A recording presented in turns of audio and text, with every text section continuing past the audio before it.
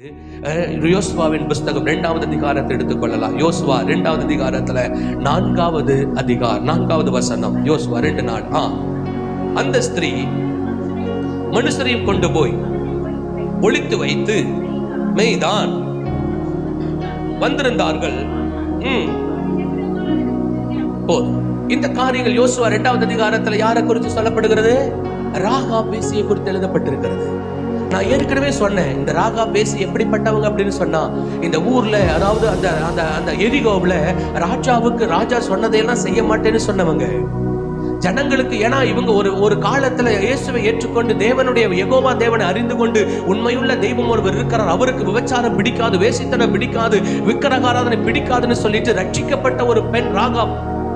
ஆனா ஏன்னா ஜனங்கள் என்ன நினைச்சாங்க, ராஜாக்கள் என்ன நினைச்சாங்க, இவங்க வேசியாவே இருக்கணும், அதுதான் நமக்கு நல்லது அப்படின்னு சொல்லிட்டு இவங்க மனம் திரும்பல விரும்பாததுனால இந்த ராகாப்புங்கிற அந்த ஸ்திரியை என்ன செய்தாங்கன்னா அலங்கத்துக்கு மேல கொண்டு போய் குடி வச்சாங்க.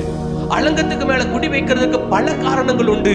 ஏன்னா அவர்கள் எந்த நாட்டுல வெளியிருந்து யார் போர் செய்தாலும் முதல்ல எங்க அட்டாக் பண்ணுவாங்கன்னு சொன்னா அலங்கத்து மேல இருக்கிறவங்களை தான் அட்டாக் பண்ணுவாங்க. அப்போ எந்த காரியத்துல போர் வந்தாலும் மறிச்சு போகட்டும், இவங்க எனக்கு வேண்டான்னு சொல்லி புறக்கணிக்கப்பட்டுதான் கொண்டு வந்து அந்த ராகாப் என்ன செய்தாங்க, கொண்டு வந்து அந்த மதன் மேல அந்த அலங்கத்தின் மேல குடி வச்சாங்க. அவங்க குடி வச்சாங்க. ராஜா வெறுத்துட்டாங்க, ஊர் மக்கள். ராஜா வெறுத்ததுனால ஊர் மக்களும் வெறுத்துட்டாங்க. ஊர் மக்கள் எல்லாரும் வெறுத்ததுனால இவங்க பெற்றோர்களும் எல்லாரும் வெறுத்து அனாதைய போலதான் அந்த அலங்கத்தின் மேல என்ன செய்தாங்க, அவங்க குடியிருந்தாங்க. ஆனா அவங்களுக்கும் ஒரு வாய்ப்பு வந்துச்சு பாருங்களேன்.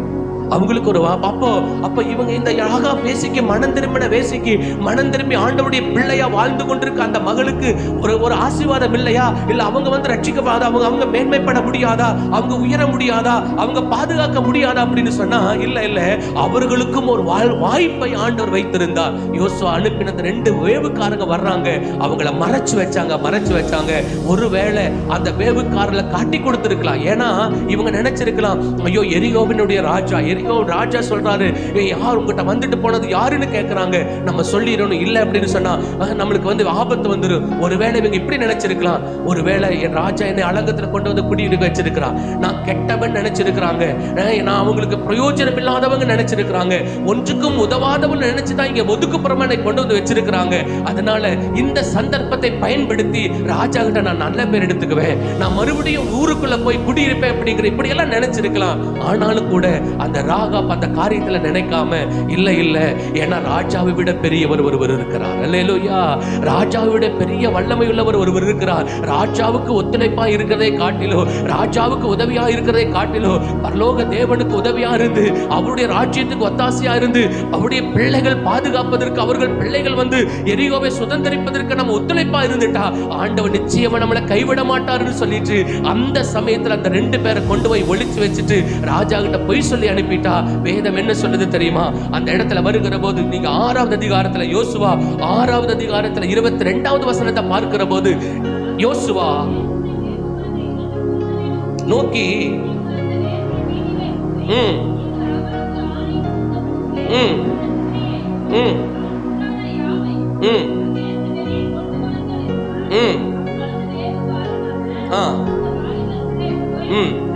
ராகாபையும் தகப்பனையும் தாயையும் சகோதரர்களையும் அவருக்குள்ள யாவையும் அவர் குடும்பத்தார் அனைவரையும் வெளியே அழைத்து கொண்டு வந்து இஸ்ரவேல் பாளையத்துக்கு புறம்பே இருக்கும்படி பண்ணினார்கள். அல்லேலூயா.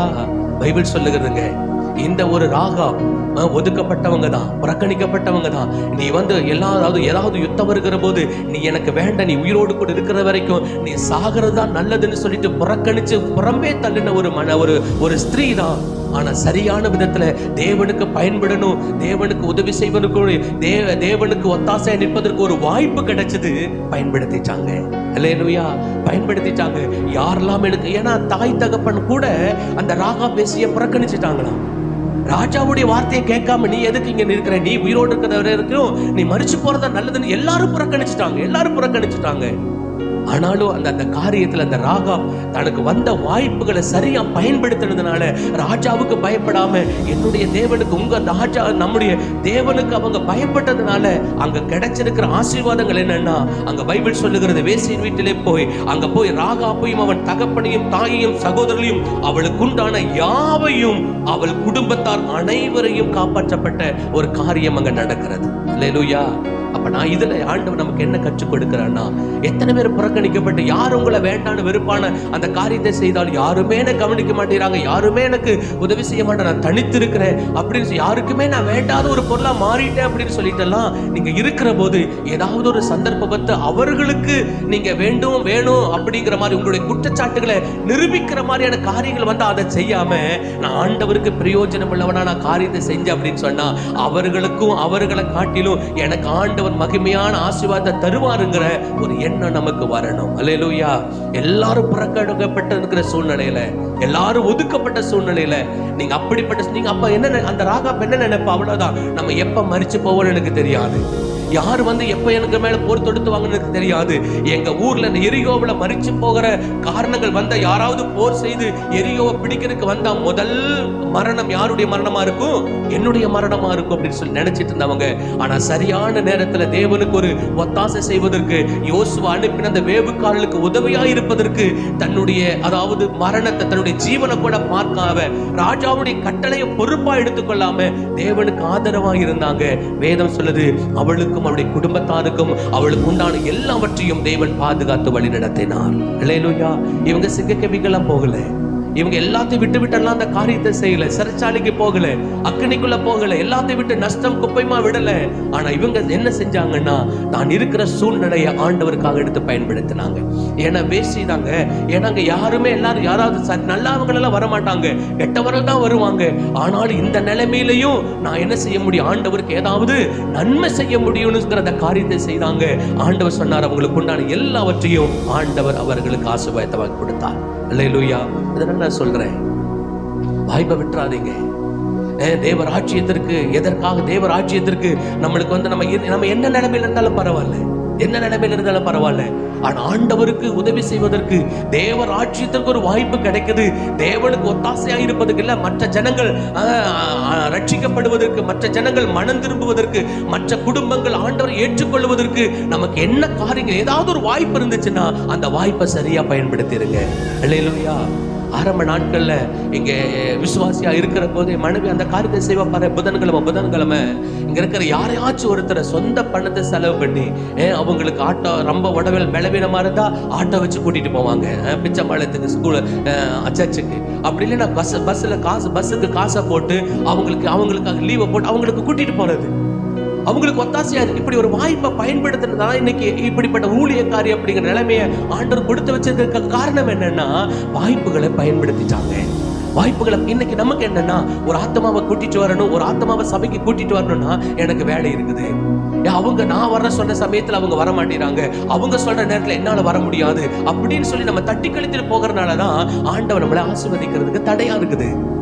ஒருவேளை அவங்க வரணும், ஆலயத்துக்கு வரணும், ஊழியக்காரர்கிட்ட வரணும், ஆண்டவரை ஏற்றுக்கொள்வதற்கு விருப்பம் உள்ளவளா இருக்கிறாங்கன்னு சொல்லி நம்முடைய காரியங்களில் அந்த வாய்ப்பை பயன்படுத்தி எப்படியாவது ஆண்டவர்கிட்ட கூட்டிட்டு போகணும், என்னோட பெருசில் காசை செலவு பண்ணியாவது லீவ் போட்டுட்டாவது அவங்களுக்கு கூட்டிட்டு போகணும்னு சொல்லிட்டு வருகிற போது கர்த்தர் ஆசீர்வதிக்கிறவராய் இருக்கிறார். அல்லேலூயா. ஆண்டவர் சிங்கக்கவில போயிருக்கிறவளையும் ஆசீர்வதிக்க முடியும், தன் வாய்ப்புகளை பயன்படுத்துகிறவளையும் ஆசீர்வதிக்க முடியும்.